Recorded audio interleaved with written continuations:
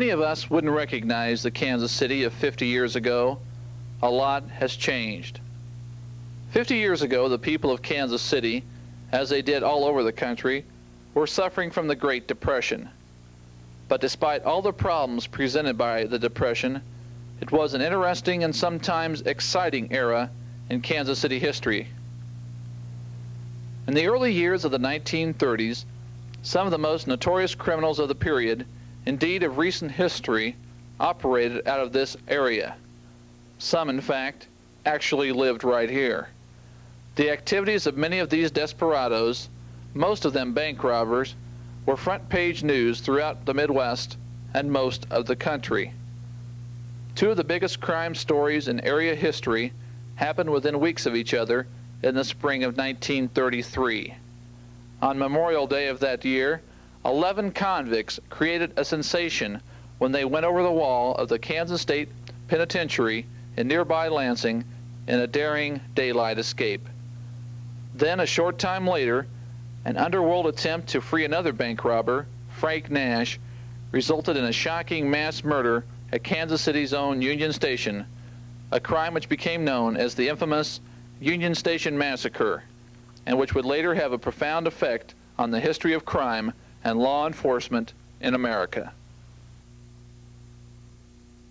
The years between the stock market crash of 1929 until the beginning of World War II were some of the bleakest times in American history, and of these, the hardest years were those of the early 1930s.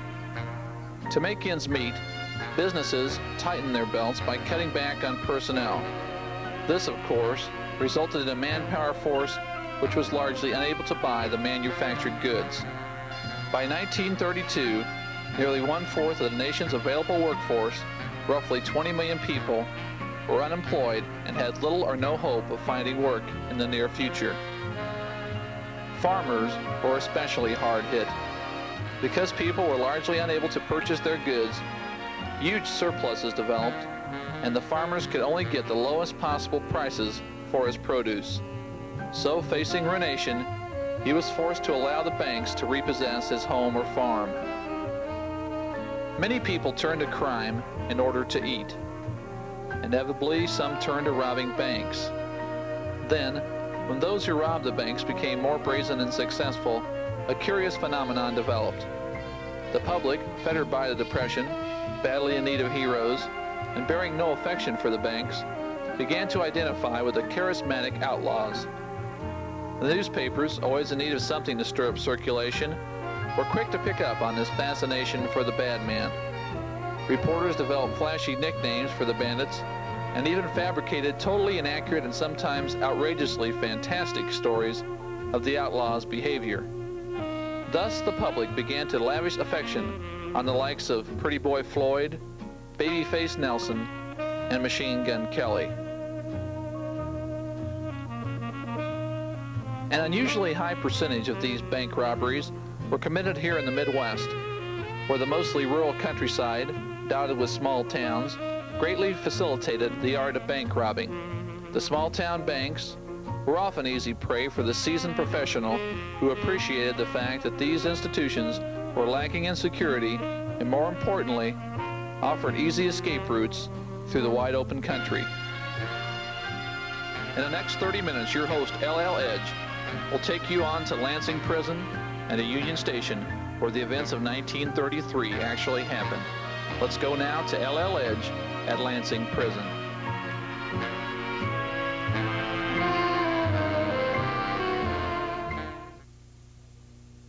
The hot summer of 1933 started right here at the Kansas State Penitentiary at Lansing. 11 men went over the wall during a baseball game, fled to the Cookson Hills of Oklahoma, and 15 days later, the infamous Union Station Massacre occurred in which 5 men were killed. This brought international notoriety to Kansas City and brought the heat and the wrath of the FBI into the Kansas City area.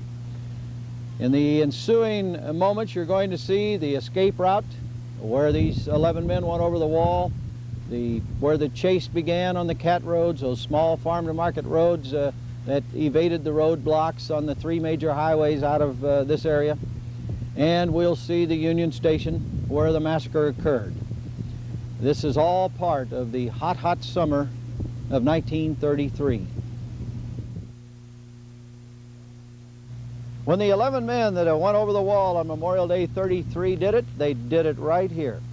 They grabbed the warden and 2 guards, used them as hostages during a baseball game, went through a gate in the center field wall, through this tower and down this side of the wall, using a rope that was used to haul coal to the stove for the guards. They broke into 2 groups, 6 of them going this way toward the garage, 5 more going over the hill, each grabbing cars and heading for the Cookson Hills of Oklahoma. When the 11 escapees came over the wall, they divided into 2 groups, the original 6 that had plotted the escape and the 5 who just joined them. The 6, unbelievably, discovered at this very gasoline pump a 6-passenger Hudson that was waiting to be serviced. A 14-year-old girl, a daughter of the farm superintendent who owned the car, was waiting to get gasoline.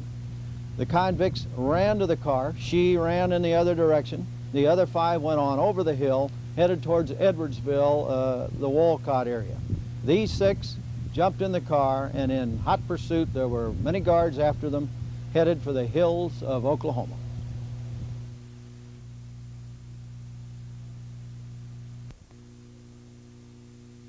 Their car ran out of gas, and the 6 men seized 3 women, one of them an invalid. Wilbur Underhill threatened the guards and hostages throughout the trip. Newspaper accounts accurately described Underhill as a cold slayer. 11 men escaped over the wall that Memorial Day. Among them was Harvey Bailey, the king of the bank robbers. He had originated the term "run the cat roads" for the escape route he would use after doing a bank job. He used the term cat roads because only a cat could use them after dark.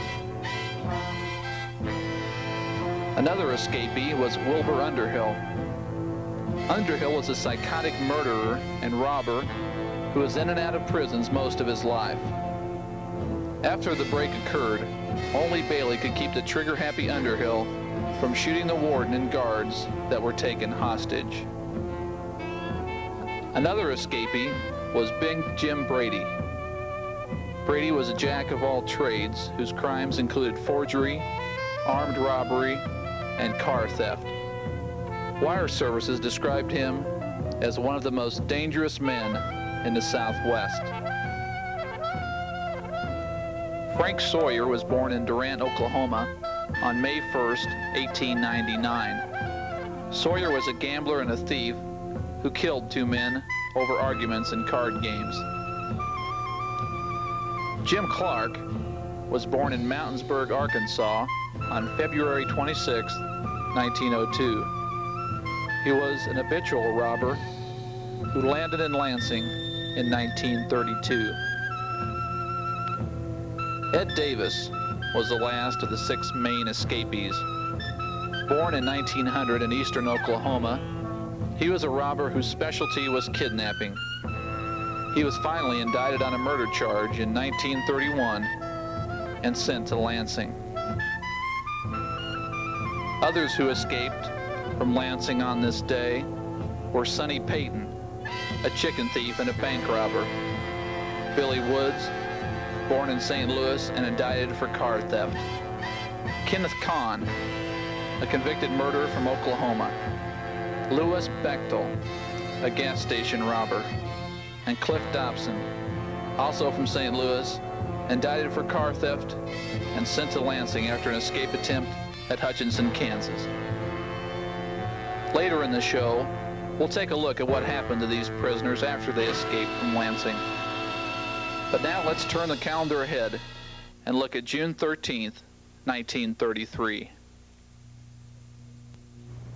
Once the 11 men escaped from the Kansas State Penitentiary, the hot, hot summer of 1933 really began to broil. However, in Kansas City, things were quieting a bit. Pretty boy Floyd was operating on 12th Street. 5 of the major criminals in the world were living in the plaza in comfortable apartments. But on June the 17th, all hell broke loose. There's mute evidence today of the tragedy that occurred in the Union Station. These bullet holes are still tourist attractions for people who only remember Kansas City for its Union Station massacre. 7 men exited these doors, one a convict, Frank Nash, who was going to be driven on to Leavenworth by motor car following his capture the day before in Hot Springs. They arrived on the Little Rock Flyer exactly on time, and within 2 minutes, 5 of those men would be dead. As the 7 men left the front of the Union Station and walked to a government car parked approximately in this area that belonged to Agent Caffrey to transport Frank Nash on to Leavenworth, Nash was ordered to sit in the center front seat. Agent Caffrey stood by the door. Agents Lackey and Smith and Police Chief Otto Reed from McAllister, Oklahoma, entered the back seat. Agent Betterly was to the back. City Detectives Grooms and Hermanson stood here. Suddenly, 2 men leaped in front of the car, one holding a machine gun, a Thompson submachine gun, and ordered the men to raise their hands. Nash, recognizing the fact that he was about to be rescued, attempted to exit Caffrey's side of the car. Suddenly, Police Chief Reed pulled a .38 caliber pistol from his holster and shot the back of Nash's head. This then precipitated the onslaught by the machine gunners, who mowed the men, completely killing 5 and wounding 2 others. The 2 agents fell here, Caffrey fell there, and Police Chief Otto Reed died in the back seat. This then marked the end of the public's love affair for bank robbers in the Middle West. Crimes against persons began to change their thinking, and the Ma Barkers and the Pretty Boy Floyds and the Harvey Baileys and people of this sort were no longer heroes. This June 17, 1933, the Union Station Massacre marked the beginning of the end of the love affair. During the same time period, 5 known convicts lived in or on the plaza. L.L. Edge tells the story of the Villa Carmen. This is 406 West 46th Terrace in the Country Club Plaza. Ma Barker and her son Fred and Alvin Karpus lived in this apartment during the 30s in Kansas City, planned their robberies from here, none of which Ma had anything to do with. But not only were the Barkers and Karpus in the plaza, but Harvey Bailey lived at the Haven Hill Apartments just down the street. And the Evergreen Bandits, 2 badly wanted criminals, lived in the Locarno and another apartment house here, all of which are still here. Not only were the plaza criminals ensconced, but Pretty Boy Floyd lived in Kansas City in those days, although he hung around more in 12th Street at Mother Ash's whorehouse and Milt Morris's drugstore, which just happened to sell booze.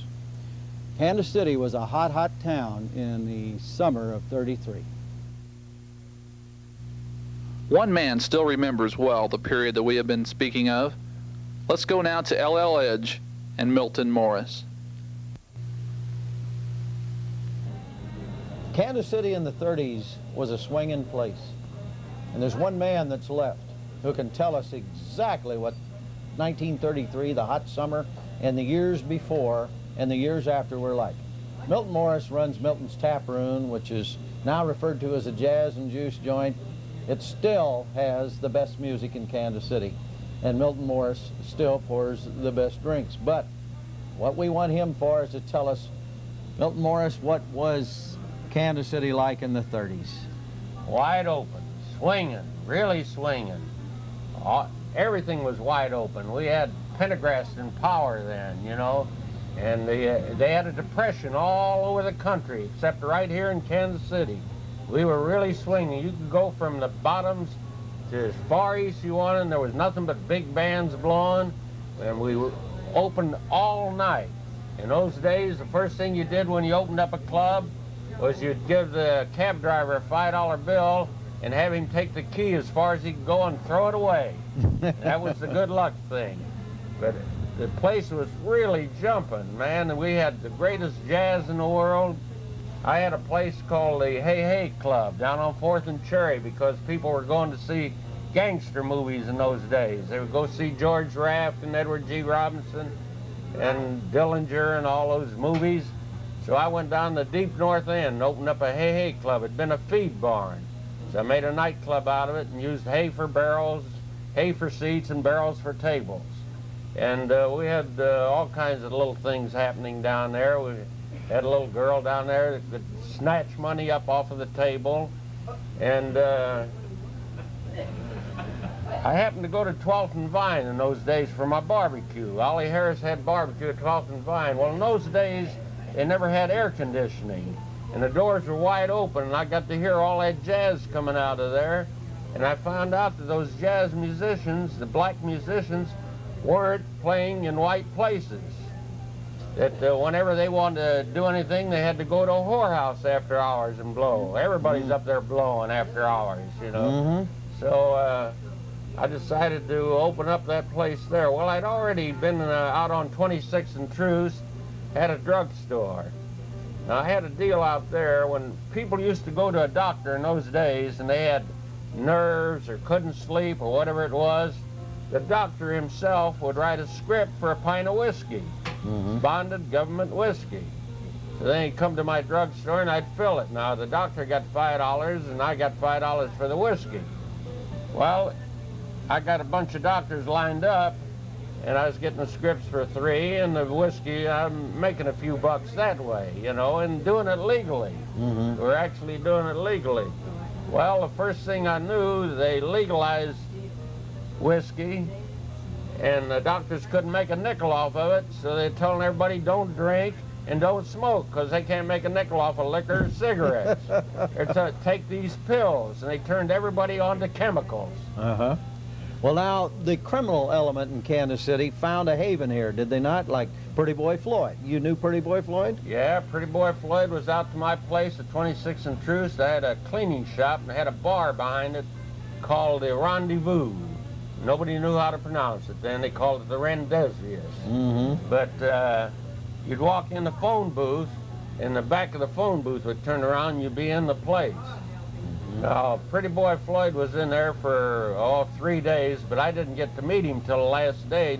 Nobody wanted me to know who he was. He had just almost got captured on Independence Avenue in Truce. He was upstairs over Lusco Noto Flower Shop, and they had him cornered, but he got away. And that's what, he came out there with some people, and he stayed there for 3 days, and I wasn't allowed to leave. Nobody was allowed to leave. But you got to remember one thing. The criminal element, at this time, the town was so open and so protected and everything, as long as they didn't do anything in Kansas City, they were allowed to come here. And they wanted to come here because this is where everything was happening, and they wouldn't do anything right here in town. This was like Hot Springs, a city that they were allowed, and maybe, how about Excelsior Springs, Missouri? Yeah, they'd go down there to the Elms and take the baths and hang out just like they did down Hot Springs. But they were totally protected. Nobody made any attempt to bother. No, the sheriff's over there and the police department. Everybody had an understanding in those days. Right. Well, now, were there other criminals like Adam Ricchetti, who was the running mate of Pretty Boy? Did he frequent Kansas City? Well, everybody knows that they all were here. Harvey Bailey, Adam Ricchetti, and Pretty Boy, the whole bunch of them gathered in here, and they'd come here to cool off. Of course, you always got to remember those guys were running. They were running fast, and they had to stop someplace. So as long as they behaved themselves when they were here, that was okay. Well, now, the town itself, you've already mentioned that it was wide open and that it was a cooling off area for criminals. What about the local citizenry? Did they partake of the houses of ill fame, things of this sort, to any great degree? Or was it just the criminals that frequented these places? No, the criminals wouldn't go. They frequented them, but they were for free. And but it was wide open down around 14th and Cherry. I got to say we had 30 blocks of working girls. Matter of fact, at that time, Count Basie was down at the Reno Club, and I got a kick out of it. I introduced him at his 75th anniversary party here a couple of years ago, and he worked under a house of ill repute. That's where the Reno Club was. And he went on to play for Kings and Queens and Presidents after that. But he got his start as a piano player at Right here in at a house of ill fame, right? Well, now there were, everyone knows your background in Kansas City jazz, so we won't go into that part of it, but not only were you an entrepreneur in jazz, but obviously having a drugstore that fronted for speakeasy, things of this sort. How many speakeasies do you think there were at that time in Kansas City? A speakeasy being a place where you could buy illegal booze. Oh, 500. Is that right? 500 at least. You could go to any house in the north end, and everybody, we had the town all divided up. Like I was 26th and Truce, and that's where I had to stay. And they had homebrew joints in those days. And that was in every block. Every block on Truce had a homebrew joint. Well, now there were other major cities that had the same thing, Chicago, New York, and yet Prohibition continued until 1933. What happened in Kansas City at the end of Prohibition? Did the town become wilder? I'm sure that those 14 square blocks or whatever at 14th and Cherry remained through the 30s until when? Until Pendergast died, wasn't it? Well, actually, the town really swung from late 20s to 39 when they put Pendergast in jail. That was the end of everything, because they'd been after him and tried to nail him for years and years. All he was doing was good for the city, but he owned a concrete company. He loved to pour concrete. And he built Brush Creek. If they'd left him alone, he'd have covered it, and they wouldn't have had that flood. But he built the auditorium, he built City Hall, he built the county courthouse, and the roof never blew off any of his buildings. And if they tried to, they couldn't afford to build those buildings today. If they left him alone, let him keep pouring that concrete, he was 50 years ahead of his time. Well, now the thing remains, though, that he was about in his time, though, in allowing the freedom of people who wanted to gamble, to drink. There was a racetrack here at that time. Yeah, we had a racetrack at Riverside then, in those days. And the one thing I remember about it, and it was a straight racetrack. They ran it straight, except every day they'd have one race fixed that Pendergast could win on, so that he'd have enough money to bet on the other horses all around the country. They wanted to make him happy. Right. Well, now how about the private clubs at the edge of town that were big gambling joints? The White Horse and the White House and the Green Gables and things of this sort. Now, those were all in the county at that time, were they not? Well, what happened when they closed the city down, everybody moved to the county. The fix was in there. Now, you got to remember, the fix was in on everything. They had a depression all over the country, except right here, because Pendergast allowed it to stay open and allowed it to swing. It wasn't just a livable city, it was a swinging city on top of it. So when the heat came on, and then everybody moved out the county, and we had the same things happening. Just like in my drugstore. I had it divided into 4 compartments. When they repealed Prohibition, I made a bar out of the soda fountain. In the meantime, I had craps in the middle, and then I had a card room, and then I had a bar behind there. Then I had a truck line to go get the alcohol. Then I had a cab company to deliver the whiskey.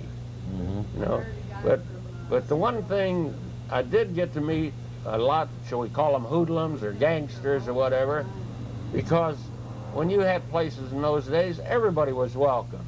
You didn't pick customers. All they had to do was bring the money. Well, now, Southwest Boulevard had a whole number of these clubs, too, in addition to... Now, your area was 12th Street. But didn't Southwest Boulevard have a whole number of speakeasies and things? Yeah, and I think the greatest one down there was called State Line Tavern. They had the crap tables on wheels. And when the heat was on in Kansas, they'd roll a crap table over to the Missouri side. When the heat was on Missouri, they'd roll a crap table over to the Kansas side. And if the Raiders would happen to come in, it was a quick move over across the state line. That's the way it was, yeah. Yeah, Johnny Portland's Liquor. Portland's Liquor House. Portland's Liquor was involved, as I recall. Yeah. Those are all names, of course, that many people that lived here in the Depression can remember well. Well, now, What is your opinion of Kansas City today as opposed to those days? Are we much too tight on our fun? Well, I think so, yeah. I've ran for governor 5 times trying to loosen it up. If you're going to be a big city, you got to grow up and act like one. You've got to they need money. Everybody needs money. They keep raising taxes and raising taxes. You've got to have horse racing. They've got it every state around us. You've got to legalize everything and control it and collect the taxes on it. Mm-hmm. You know, when I go to a racetrack, what I see the horses running, everybody having a good time. I see a school being built. Mm-hmm. Well, of course, there are people who always will disagree with tainted money, as that is called. Anytime you get cigarette tax, liquor tax, but those are the taxes really that are building the schools, aren't they? But you know what? They keep talking about gangsters and racetracks. Now, that's stupid, because the gangsters don't want legal horse racing. Mm-hmm. They don't want it because they want you to bet with them and get into them and pay them interest and this and that. You know what you can bet at a track? What you got in your pocket. Mm. And what of the 11 men who escaped over the wall at Lansing? Harvey Bailey, after his escape, resumed his bank robbing career for a short time. He was finally captured near Oklahoma City and transferred to Alcatraz. He was finally pardoned in 1965 and died of a kidney ailment on March 1st, 1979. Wilbur Underhill joined Bailey in some of his bank heists, but on December 30th, 1933, he was shot trying to avoid a police ambush in Shawnee, Oklahoma.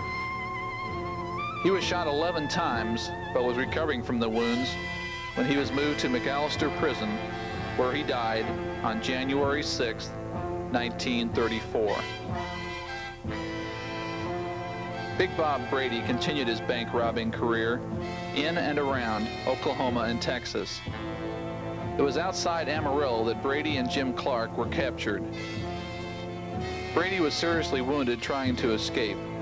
He recovered and was returned to Lansing, where he escaped again. He was killed by a police officer on January 22nd, 1934. Frank Sawyer was the first convict to be recaptured. He was apprehended near Highway 62 in Oklahoma after trying unsuccessfully to commandeer 4 different vehicles. Sawyer was paroled in 1969, and there are no records of his whereabouts since. After Jim Clark was recaptured, he never attempted to escape confinement. He was a champion of prison reforms while in Alcatraz. He was transferred to Leavenworth in 1960 and paroled on December 9th, 1969. He died on June 7th, 1974. Ed Davis continued robbing banks with Harvey Bailey and Wilbur Underhill before trying to go straight in California.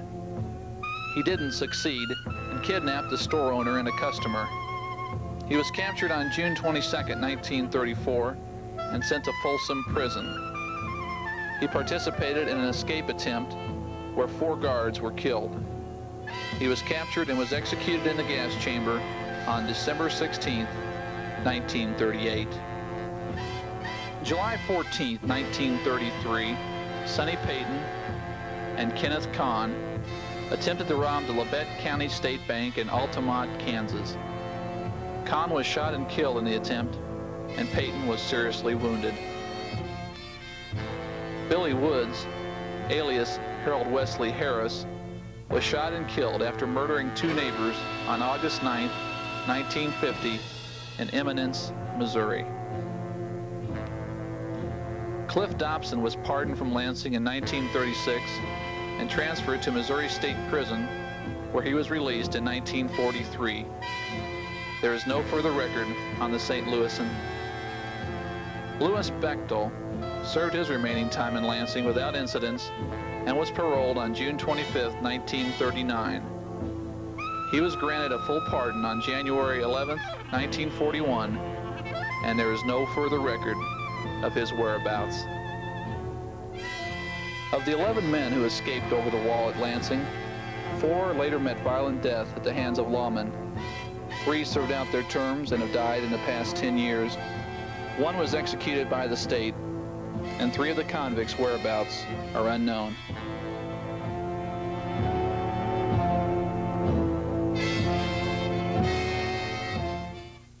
Thus, the hot summer of 1933 concluded.